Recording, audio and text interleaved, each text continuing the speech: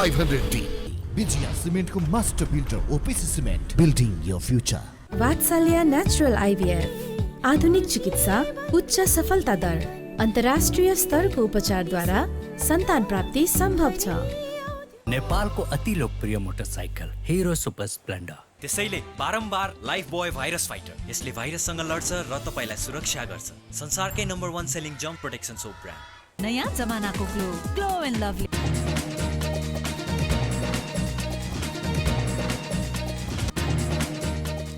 मुख्यमन्त्री साकेको विश्वासको मत सम्बन्धी प्रस्तावमा मतदान नगरी कार्तिक 10 गतेसम्म प्रदेश 3 को प्रदेश सभा स्थगित। वर्तमान प्रदेश सरकार फेर्नुको विकल्प नरहेको प्रस्तावित मुख्यमन्त्री पाण्डेको भनाई। देशका विभिन्न ठाउँमा बाढी पहिरोमा परि ज्यान गुमाउनेको सङ्ख्या 100 नाग्यो। 40 जना घाइते। बाढी पहिरो प्रभावितको उद्धार गरी सुरक्षित ठाउँमा व्यवस्थापन गर्न प्रधानमन्त्री देउबाको निर्देशन। दक्षिण कोरियाद्वारा अन्तरिक्षमा पहिलो पटक सफलतापूर्वक रकेट परीक्षणसँगै अन्तरिक्षको अन्वेषण तथा खोज गर्न सक्ने मुलुकको सूचीमा पर्न सफल।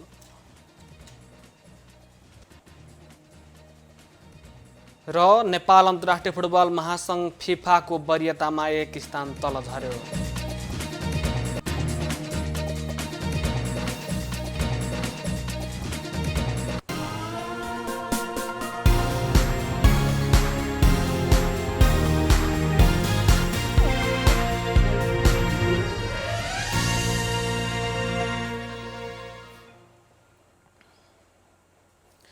कालिका समाचार सुरु गरौं राष्ट्रिय समाचारबाट।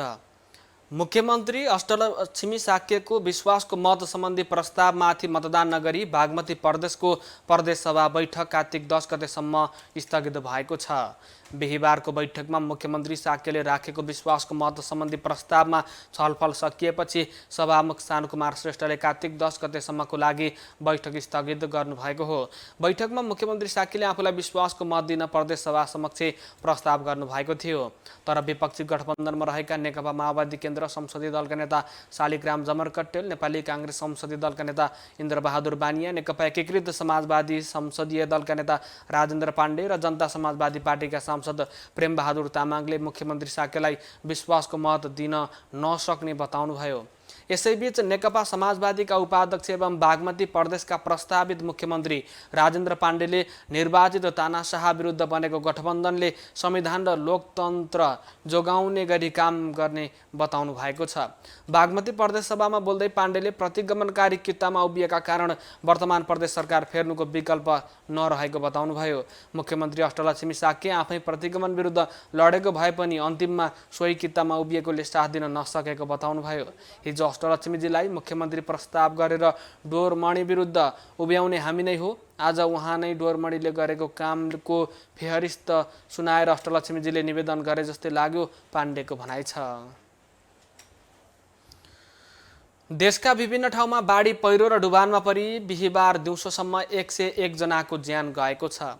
बाढी पहिरोमा परि प्रदेश नम्बर 1 मा 60 जना, सुदूरपश्चिम प्रदेशमा 31 जना, कर्णाली प्रदेशमा 7 जना र बागमती प्रदेशमा 1 गरी अहिलेसम्म 101 जनाको ज्यान गएको हो। साथै प्रदेश 1 मा 19 जना, कर्णालीमा 4 जना र सुदूरपश्चिम प्रदेशमा 17 जना गरी 40 जना घाइते भएको प्रहरीको विवरण छ। घाइतेहरूको स्थानीय अस्पतालमा उपचार भइरहेको छ। बाढी पहिरोमा परि प्रदेश 1 मा 13 जना, प्रदेश 2 मा 1 जना, लुम्बिनी प्रदेशमा 3 जना, कर्णाली प्रदेशमा 1 जना र सुदूरपश्चिम प्रदेशमा 23 जना गरी 41 जना बेपत्ता भएका छन्। उनीहरूको खोजी कार्य भइरहेको प्रहरीले जनाएको छ। यस्तै बाढीका कारण 2232 वटा घर डुबानमा परेका छन्। 49 वटा घर, 8 वटा गोठ, 6 वटा पुल र 3 वटा सरकारी कार्यालयमा क्षति पुगेको तथ्याङ्क छ। बाढी पहिरोबाट 139 पशु चौपाए मरेका छन्। गएको शनिबार रातिदेखिको वर्षाले 1177 घर परिवार विस्थापित भएका छन्। साथै बाढी पहिरोको जोखिममा रहेका विभिन्न जिल्लाका विभिन्न घर परिवारलाई सुरक्षित ठाउँमा राख्ने, पहिरोमा पुरिएको सामग्री निकालेर सुरक्षित गर्ने काम भइरहेको र पहिरोले अवरुद्ध भएका सडक खुलाउने काम पनि भइरहेको प्रहरीले जनाएको छ। प्रधानमन्त्री शेरबहादुर देउवाले बाढी पहिरो प्रभावित नागरिकलाई तत्काल उद्धार तथा सुरक्षित ठाउँमा व्यवस्था गर्न प्रमुख जिल्ला अधिकारी तथा सुरक्षा प्रमुखहरूलाई निर्देशन दिनुभएको छ। प्रभावितहरूलाई सरकारले राहत दिने तथा बाढी पहिरोले घर भत्किएकाहरूको घर निर्माणको लागि आर्थिक सहयोग दिने प्रधानमन्त्री देउवाले बताउनु भएको छ। उहाँले भन्नुभएको छ, बाढी प्रभावितको स्वास्थ्य उपचारदेखि आवास निर्माणमा सरकारले सहयोग गर्नेछ। विपत्तिका बेला सबैले सहयोग गर्न आवश्यक छ।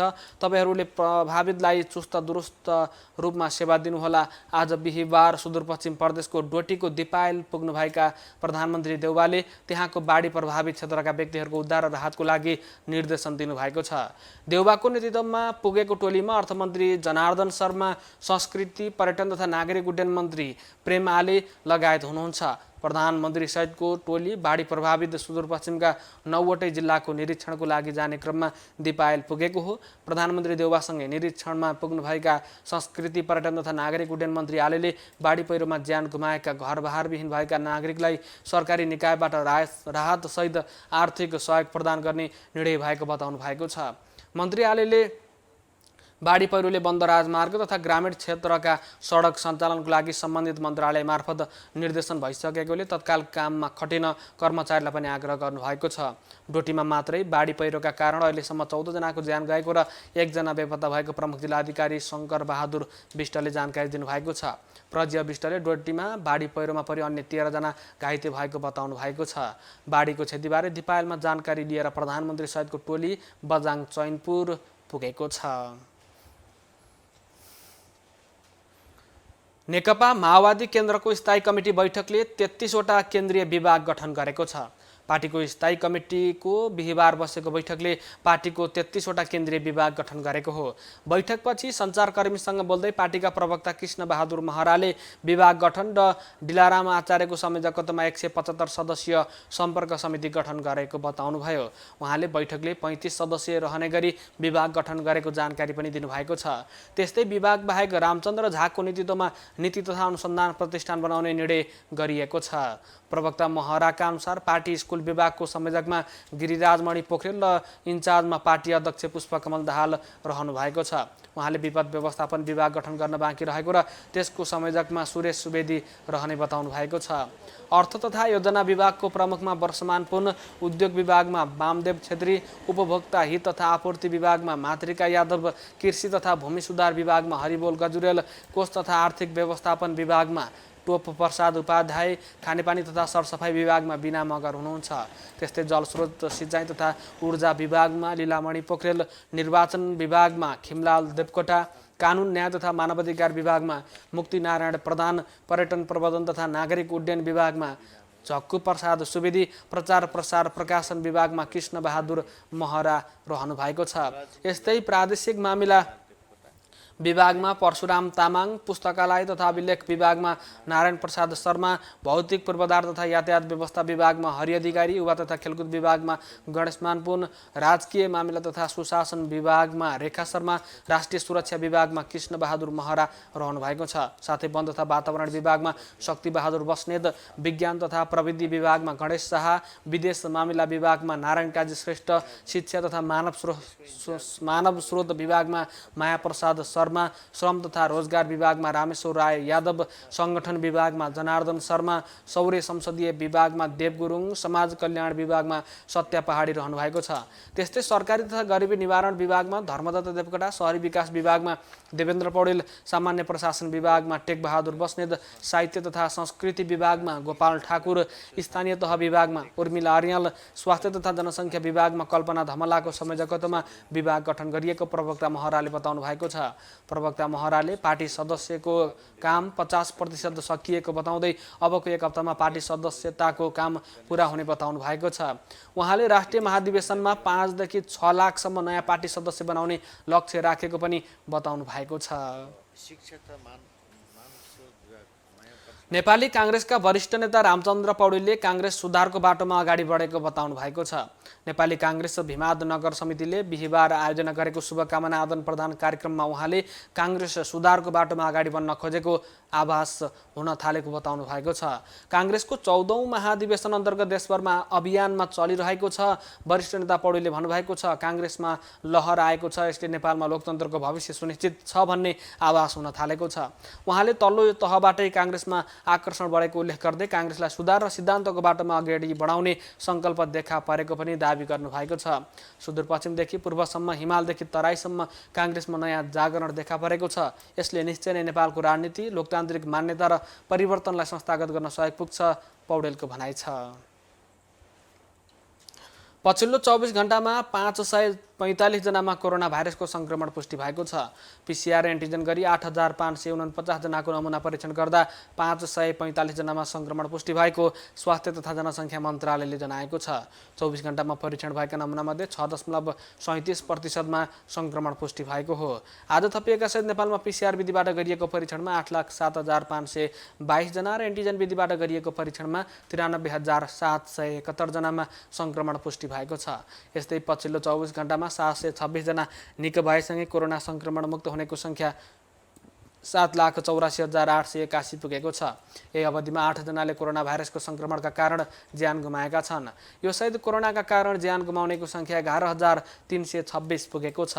अहिले नेपालमा 11,315 जना सक्रिय संक्रमित रहेका छन्। पछिल्लो 24 घण्टामा 23,568 जनाले कोरोना विरुद्धको खोप लगाएका छन्। यो सहित नेपालमा कम्तीमा पहिलो मात्र खोप लगाउने मानिसको संख्या 1,50,81,658 पुगेको स्वास्थ्य मन्त्रालयले जनाएको छ।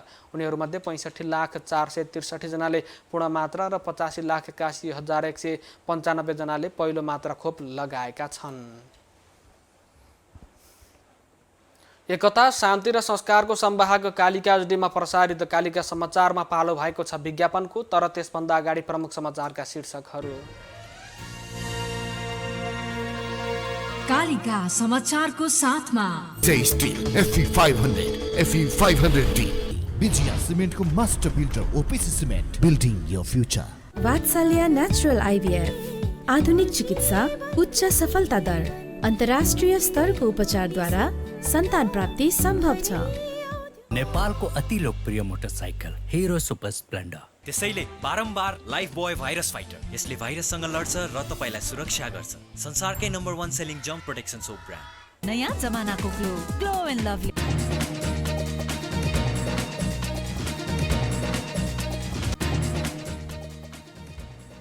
मुख्यमन्त्री साकेतको विश्वासको मत सम्बन्धी प्रस्तावमा मतदान नगरी कार्तिक 10 गतेसम्म प्रदेश सभा स्थगित, वर्तमान प्रदेश सरकार फेर्नुको विकल्प नरहेको प्रस्तावित मुख्यमन्त्री पाण्डेको भनाई।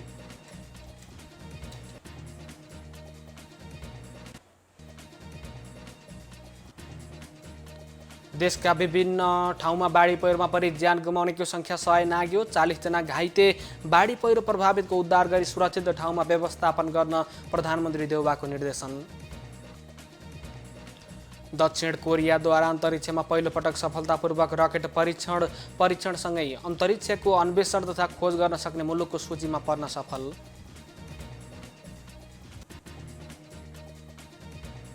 र नेपाल अन्तर्राष्ट्रिय फुटबल महासङ्घ फिफाको वरियतामा 1 स्थान तल झर्यो।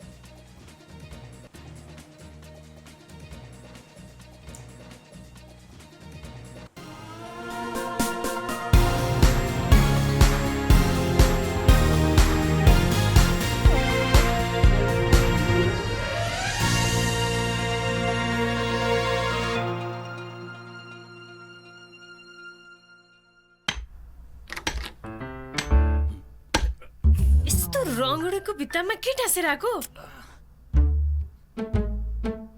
कहाँ हुनु? त्यही रङुडेको घरमा। अरे वाह, बजारको बेन्चमा अब उपहार पनि। बर्जर फेस्टिभ राइडमा जित्नुहोस् बाइक, स्कुटर र थुप्रै मोबाइल फोनहरू, साथै 100 स्क्वायर फिट बराबरको डिजाइनर पेन्ट सित्तैमा। Berger festive ride. Kent water प्युरिफायरले पिउने पानीलाई 100% शुद्ध बनाउँदछ। यसको पुरस्कृत अन्तर्राष्ट्रिय मान्यता प्राप्त आधुनिक र उत्कृष्ट शुद्धिकरण प्रक्रियाले पानीबाट हानिकारक कीटाणुहरू नष्ट गर्दछ र शरीरलाई आवश्यक मिनरल प्रदान गरी तपाईँ र तपाईँको परिवारलाई स्वस्थ राख्दछ। शुद्ध, स्वच्छ र स्वस्थ पानीको लागि मात्र केन्ट आरओ वाटर प्युरिफायर आकर्षक मोडलहरूमा उपलब्ध छ।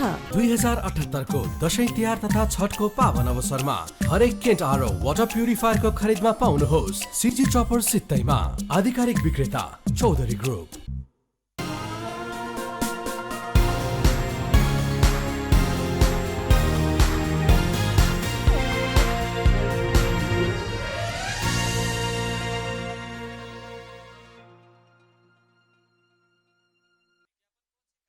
समाचारमा पुनः स्वागत छ। अब अर्थ समाचार।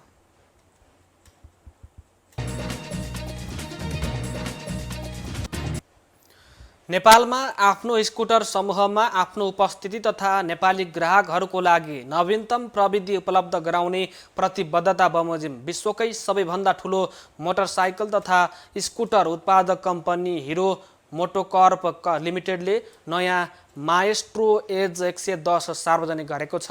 सम्पर्क सञ्जालयुक्त कनेक्ट एवं स्टाइलिस माएस्ट्रो एज 110 विशेष गरी नेपालका ग्राहकहरूको लागि उपयुक्त डिजाइन छ। यस स्कुटरले युवाहरूलाई ध्यानमा राख्दै उन्नत सौन्दर्य र आधुनिक प्रविधिको मेलमिलाप गरेको छ।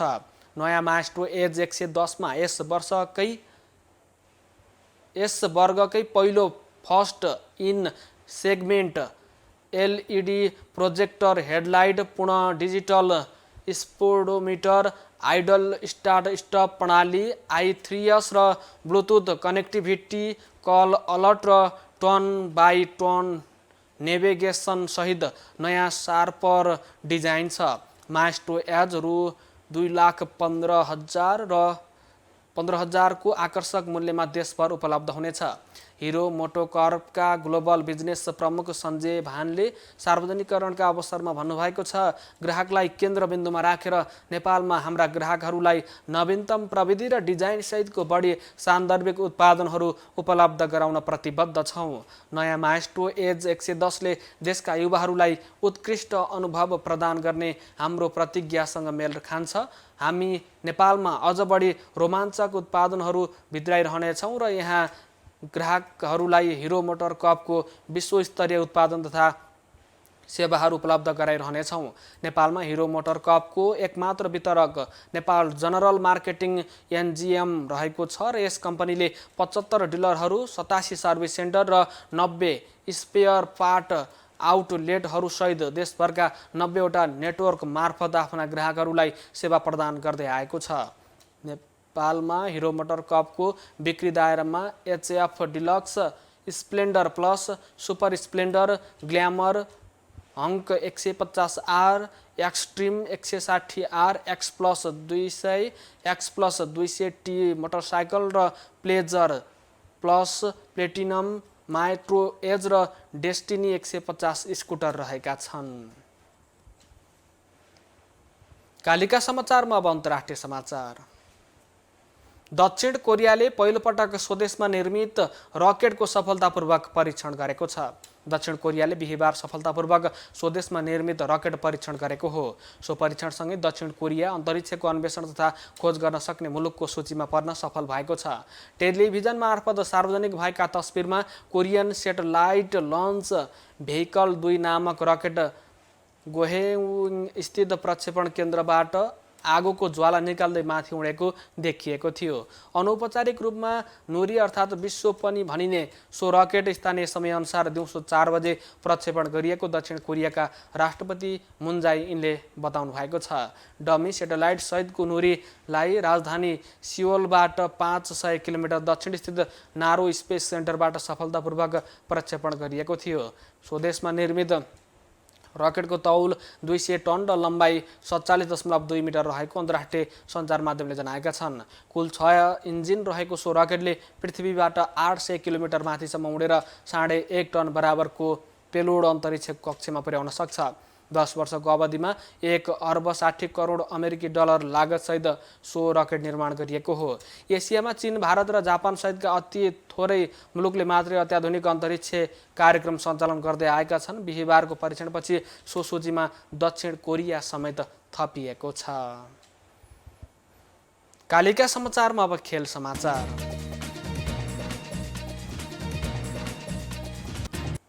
नेपाल अन्तर्राष्ट्रिय फुटबल महासङ्घ फिफा वरियतामा एक स्थान तल झरेको छ। फिफाले बिहीबार जारी गरेको वरियतामा नेपाल एक स्थान तल झर्दै 169औं स्थानमा रहेको छ। यसअघि गएको भदौ 31 गतेको वरियतामा नेपाल 168औं स्थानमा रहेको थियो। भर्खरै मालदिप्समा भएको साफ च्याम्पियनसिपको उपविजेता बनेको नेपालको वरियता घटेको हो। साफमा विजेता बनेको भारत दक्षिण एसियामा पहिलो नम्बरमै छ। विश्वव्यापी वरियतामा भारत नेपालभन्दा अघि 106औं स्थानमा छ। त्यस्तै मालदिभ 156औं स्थानमा छ। नेपालभन्दा तल झरेर रहेको भुटान 186औं, बङ्गलादेश 187औं, पाकिस्तान 197औं र श्रीलङ्का 204औं स्थानमा छ। यस्तै फिफाको विश्व वरियतामा बेल्जियम शीर्ष स्थानमा रहँदा ब्राजिल दोस्रो, फ्रान्स तेस्रो र इटली चौथो र इङ्ल्यान्ड 5औं स्थानमा रहेको छ। एकता, शान्ति र संस्कारको संवाहक कालिका एचडीमा प्रसारित कालिका समाचारको अन्त्यमा प्रमुख समाचारका शीर्षकहरू पुनः एकपटक। कालिका समाचारको साथमा steel FE 500, FE 500D, Vijaya सिमेन्टको master builder OPC cement, building your future. Vatsalya natural IVF, आधुनिक चिकित्सा, उच्च सफलता दर, अन्तर्राष्ट्रिय स्तरको उपचारद्वारा सन्तान प्राप्ति सम्भव छ।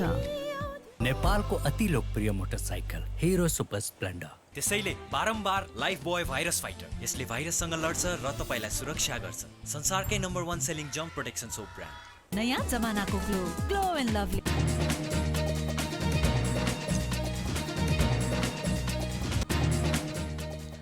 मुख्यमन्त्री साकेको विश्वासको मत सम्बन्धी प्रस्तावमा मतदान नगरी कार्तिक 10 गतेसम्म प्रदेश 3 को प्रदेश सभा स्थगित।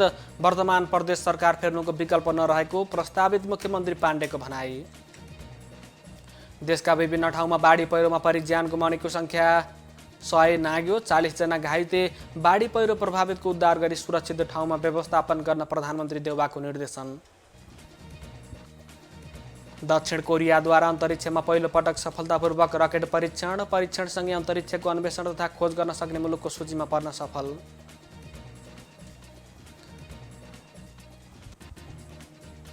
र नेपाल अन्तर्राष्ट्रिय फुटबल महासङ्घ फिफाको वरियतामा एक स्थान तल झर्यो।